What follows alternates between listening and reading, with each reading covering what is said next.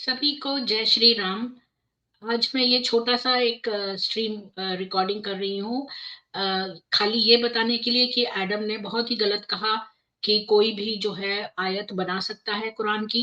लेकिन मैं आपको कहना चाहती हूँ कि उसके लिए एक क्वालिफ़िकेशन की बहुत ज़रूरत है, जिसका खुलासा मैं अपने प्रेज़ेंटेशन के एंड में बताऊँगी। ये बहुत छोटी-सी एक प्रेज़ेंटेशन है, मैं आपके साथ शेयर करती हूँ। तो सबसे पहले हम देखते हैं पेडोफिलिया क्या है। तो पेडोफाइल जो है वो न केवल सोचता है, फैंटेसाइज़ करता है, बल्कि एक्चुअली वो यौन शोषण, वैधानिक बलात्कार, बाल पोर्नोग्राफ़ी से जुड़े अपराधों को करता है, बच्चों को सँवारता है, पीछा करता है उनका और अश्लील प्रदर्शन भी करता है।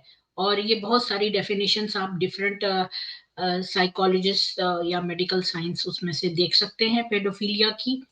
और जो कि खरी उतरती हैं मोहम्मद पर। मोहम्मद ने आयशा के बारे में सपनों के माध्यम से भी भविष्यवाणी की थी। ये सही बुखारी वॉल्यूम 9 पुस्तक 87 हदीस 140 में दिया है। और उसने जो है ये बात एक जो अबू बकर को कही तो वो बच्चे के साथ बलात्कार करने के अपने प्रत्यक्ष इरादे को उचित ठहराया कि उसने अल्लाह का नाम देकर एक बच्चे के साथ बलात्कार करने के इरादे को उचित ठहराया और यही उसके पीडोफिलिया की निशानी है। तब उस समय आयशा 3-4 साल के वर्ष से वो फैंटेसाइज़ कर रहा था कि वो कपड़े में लपेटी गई, उसको ऑफ़र हुई थी, एटसेट्रा। और इसके बाद आपने बहुत सारी हदीसें हैं जिसमें कहती हैं आयशा खुद कहती है कि उसकी जब शादी हुई तो वो 6 साल की थी और 9 में उसका कंज़्यूमेशन हुआ। तो बच्ची के साथ बार-बार बलात्कार करने के बावजूद ये भी दर्ज किया गया है कि वो उसकी इच्छा के विरुद्ध ज़बरदस्ती करने से पहले उसका पीछा करता था और उस पर हमला करता था। एक हदीस है जिसमें वो कहती है कि मुझे बड़ा सरप्राइज़ हुआ कि जो मोहम्मद है वो दोपहर में आ गया जबकि वो जब जैसे ही वो घर में आई तो वो उसके पीछे-पीछे उसके घर में आया, दोपहर को उसको आया, देख के उसको आश्चर्य हुआ। तो और ये भी कि वो जब गुड़ियों के संग खेलती थी तो सारे बच्चे डर के छुप जाते थे। उनको भी बड़ा अजीब लगता था कि एक आदमी जो है इस तरह से बड़ा-सा उम्र का बुड्ढा, ये एक बच्चे के पीछे है। और उसने अन्य बच्चों का भी सपना देखा था। एक जोनिया नाम की लड़की थी, उसे भी उसने कहा कि वो उसके साथ सोए तो वो छोटी-सी बच्ची बोली कि मैं तो एक राजकुमारी हूँ, तो मैं तुम्हारे जैसे आदमी के साथ क्यों रहूँगी? तो जिस पर उसने उसको मारा पीठ पर, लेकिन बाद में इन लोगों ने मारने का चेंज करके और पैट करके कर दिया कि शाबाशी दे रहा था, जो कि समझ में नहीं आता कि कोई इस बात पर उसको शाबाशी कैसे दे सकता है। बहुत सारे जो हैं मैंने यहाँ पर रेफरेंसेस लिखे हुए हैं, इसका आप स्क्रीनशॉट बाद में ले सकते हैं। मोहम्मद की 19 पत्नियां थीं, खदीजा, आयशा, सौदा, हफ्सा, जैनब, हिंद, जैनब, रेहाना, जुवेरिया, रमला, सफिया, मैमूना, मारिया, मुलैका, फातिमा, अस्मा, अमरा, तुकाना और नफीसा। और मारिया जो है जिसमें से कि कुछ लोग कहते हैं बीवी थी, कुछ कहते हैं रखेली थी। और मोहम्मद की 26 मंगेतरें थी, सबके नाम नहीं लूंगी, जैसे लैला, सबा, ख्वाला। इसमें से 2 जो हैं वर्जिन मेरी और आसिया मिस्र की रानी, ये दोनों काल्पनिक हैं। हमारा यजुर्वेद 1133 क्या कहता है कि तमु त्वा पाथ्यो वृषा समीधे दस्यु हंतमम धनंजय रणे रणे, जिसका मतलब है प्रभु का प्रकाश वही देखता है जो मार्ग पर चलता है, यानी कि सच्चाई के मार्ग पर, रिजु रिजु के मार्ग पर चलता है, रिक के मार्ग पर चलता है, सत्य बोलता है और सरल है। मार्ग पर चलने वाला वही प्रकाश देखता है और जो प्रभु को अपने दिल में लेकर चलता है। और बहुत सारी क्वालिटीज लिखी हैं ऊपर। तो ऐसा मोहम्मद तो नहीं था। ऋग्वेद 461 कहता है कि ऊर्ध्व उ शुणो अध्वरस्य होतरग्ने तिष्ठ देवताता यजीयान त्वम ही विश्वमभ्यसी मन्म प्रवेद सश्चित्तरसी मनीषाम, यानी प्रभु हमारी सांसारिक इच्छाओं को प्रबल नहीं होने देते, हमारी बुद्धि को सूक्ष्म करते हैं। यानी कि वो प्रभु जो हैं वो हमारी सांसारिक इच्छाओं को, जो हमारे वर्ल्डली डिजायर्स हैं, उनकी इच्छा को प्रबल नहीं होने देते। इसके विपरीत जो कुरान है उसमें सारी चीजें जो मोहम्मद की इच्छाओं को बढ़ाती हैं कि जैसा भी वो चाहता है सेक्सुअल उसकी फीलिंग्स उसको वो प्राप्त करवाती हैं, तो वो प्रभु हो ही नहीं सकता। जो ईश्वर है वो हमारे वर्ल्डली डिजायर्स को कम करवाता है, वो इच्छाओं को प्रबल नहीं होने देता, इसमें हमारी सहायता करता है। तो यहीं से ये फैक्ट क्लियर हो जाता है कि ये अल्लाह नाम का प्राणी जो कि मोहम्मद की ने जो है अल्लाह नाम चुराया था अरबियों से, और उसने ये कहा कि अल्लाह जो है उसकी इच्छाओं को पूरी करता है, यही बताता है कि वो झूठ बोल रहा है। अल्लाह नाम का कोई हो ही नहीं सकता, और अगर अल्लाह नाम का कोई है तो वो ईश्वर नहीं हो सकता, क्योंकि ईश्वर तो सांसारिक इच्छाओं को प्रबल नहीं होने देता। और यहाँ पर तो ये जो अल्लाह है सो कॉल्ड, ये मोहम्मद को उसकी बहू को प्राप्त करवा रहा है, छोटी छोटी बच्चियों को दे रहा है, पेडोफिलिया उसका पूर्ण कर रहा है, तो ये हो ही नहीं सकता प्रभु।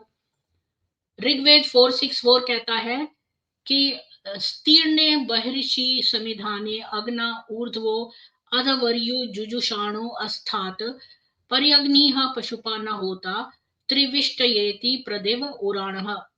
इसका मतलब कि आदर्श जीवन यही है कि ज्ञान का विस्तार करते हुए हम हृदय को वासना शून्य बनाएं, यानी हृदय को वासना शून्य बनाएंगे तभी उस हृदय में प्रभु के प्रकाश को देखेंगे। वासना शून्य क्या होता है? काम वासना यानी कि लस्ट। जब आपका हृदय यानी हार्ट लस्ट फ्री होगा तभी आप प्रभु के प्रकाश को देख पाएंगे। और मोहम्मद तो काम वासना का मौलवी था, मतलब कि काम वासना की पराकाष्ठा था। तो काम वासना तो उसमें इतनी थी कि एक वुमन अपने काम से जा रही थी तो उसे जबरदस्ती जाके अपनी बीवी जो चमड़े का काम कर रही थी उसको उठाकर उसने उसके साथ सेक्स करा। तो एक और लड़की है लैला नाम की जिसने उसके कंधे पर टैप कर दिया तो उसका वीरपात हो गया। तो इस तरह की घटनाएं बताती हैं कि ये तो वासना से पूरा भरा हुआ था, इतनी सारी उसने जो है बीवियां रखेले, छोटी छोटी बच्चियां, मतलब किसको नहीं छोड़ा उसने। ऋग्वेद 4:7 कहता है अयमेह प्रथमो धायी धातृभिर्होता यजिष्ठो अध्वरेश्व वीडयः यम प्रवानो भृगवो विरुरुचुर्वनेषु चित्रम विभवम विषे विषे। यानी प्रभु प्राप्ति धाता अप्रवान व भृगुओं की होती है, जो मैं पूरा एक्सप्लेन नहीं करूंगी। भृगुओं मतलब तपस्वियों की, धारण करने वालों की, एक्सेट्रा, कर्मशील लोगों की। तो सोम वीर्य का धारण करने वाले क्रियाशील तपस्वी ही प्रभु को देखते हैं, यानी कि क्रियाशील यानी कि परिश्रम से जो करते हैं। मोहम्मद कभी भी परिश्रम नहीं करता था। हमारे वेदों में लिखा है कि केवल और केवल परिश्रम करके, धन अर्जित करके आपको अपनी जिंदगी बसर करनी है, आपको परिश्रम करना पड़ेगा उसके लिए। ये तो लुटेरा था, और वैदिक भाषा में ये दस्यु था। मोहम्मद एक दस्यु था अकॉर्डिंग टू वेद, क्योंकि उसकी क्वालिटी सारी जो है दस्यु वाली थी। वो कारवां लूटता था, वो हिंसक था। तो यहाँ पर क्रियाशील तपस्वी जिसने तप किया है, जिसने त्याग करके ईश्वर पर ही फोकस करा है, जो ब्रह्मचारी है, ये सब क्वालिटीज मोहम्मद में नहीं थी। ऐसे ही व्यक्ति प्रभु को देख पाते हैं। अतः यहाँ पर ये स्पष्ट है कि मोहम्मद जो जिस तरह की उसकी क्वालिटीज इसके ऑपोजिट थी बिल्कुल, वो तो कभी ईश्वर को देख ही नहीं सकता था। तो ईश्वर का नाम चाहे आप कुछ भी रख दो, अल्लाह वगैरह, लेकिन वो ईश्वर को कभी नहीं देख सकता था। ऋग्वेद 4:7-9 क्या कहता है? कृष्णम त एम रुषतः पुरो भाश्चरिष्वण भाश्चरिष्वर चिर व पुषामिदेकम यद प्रवीता दधते ह गर्भम सद्यश्चिज्जातो भवसीदु दूतः। यानी प्रभु प्राप्ति का मार्ग प्रथम नीरस पर पीछे अनुपम रस वाला है। मतलब कि शुरू शुरू में आपको नीरस लगेगा, यानी उसमें इतना आनंद नहीं आएगा, क्योंकि उसमें आपको ब्रह्मचर्य का फॉलो करना है, उषा काल में उठना है, और इस तरह की आपकी चीजें में नीरस लगेगा, और परिश्रम करके कमाना है, और वासना से दूर रहना है। लेकिन जब आपको प्रभु मिलेंगी तो अनुपम रस आ जाएगा, आनंद में, और ऐसा आनंद आपने कभी अपनी जिंदगी में अनुभव भी नहीं किया होगा, ऐसा आनंद आपको प्राप्त होगा। ऋग्वेद 4:13 क्या कहता है? यम सीम कृणवंतमसे विप्रचे ध्रुव क्षेम अनवस्यन्तो अर्थम तम सूर्य हरितः सप्त यहवी स्पशम विश्वस्य जगतो वहन्ति। इस प्रभु को वेदवाणियों के द्वारा वे ही लोग देखते हैं जो कि धर्म अर्थ काम मोक्ष रूप चारों पुरुषार्थों के सिद्ध करने का प्रयत्न करते हैं, और ये चारों पुरुषार्थों को सिद्ध करना ही चतुर्भुज बनना है।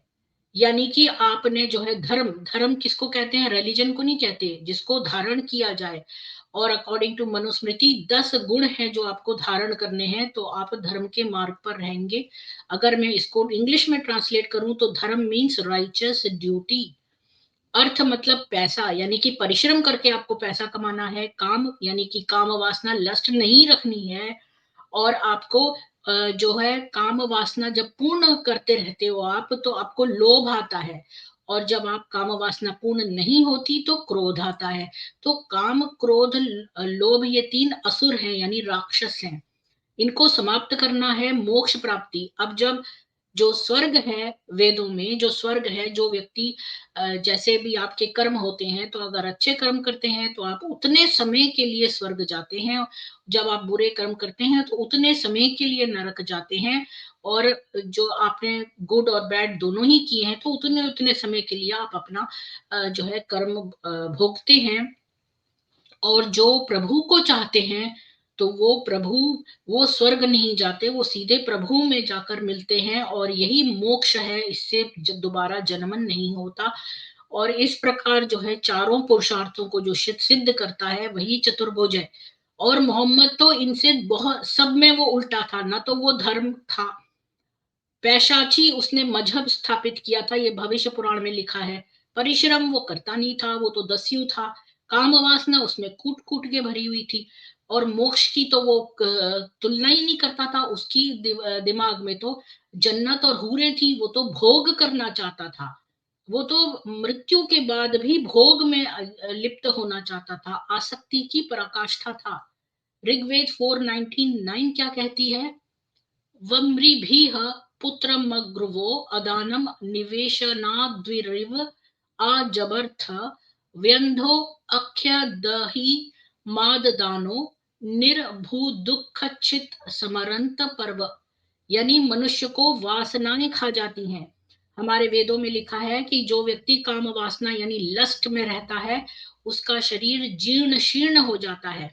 इसीलिए मोहम्मद के कोई बच्चे बाद में नहीं होते थे, और उसको इतनी सारी डिजीजेस थी।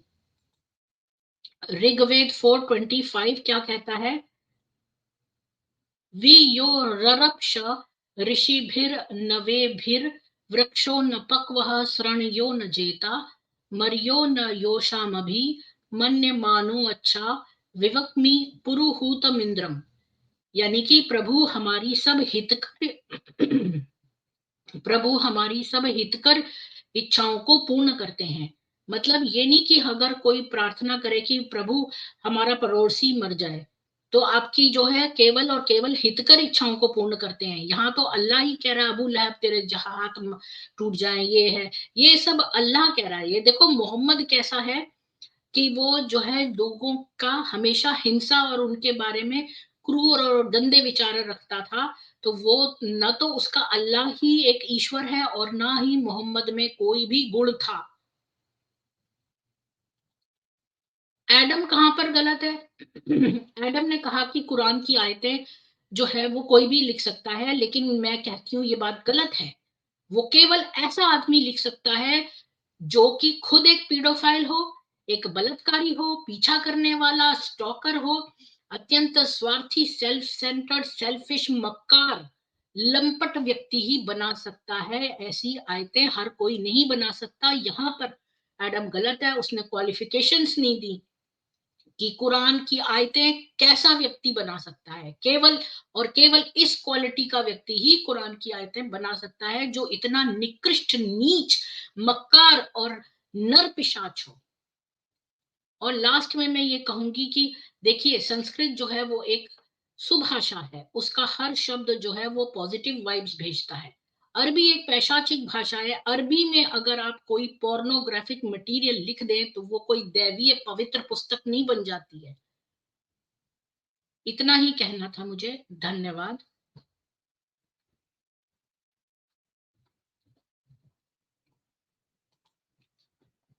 इस वीडियो को ज्यादा से ज्यादा शेयर करिए, लाइक कीजिए, चैनल को सब्सक्राइब कीजिए और आप सब लोगों पर ईश्वर, आप सब सनातनियों पर और भले लोगों पर ईश्वर अपनी कृपा बरसाएँ। जय श्री राम।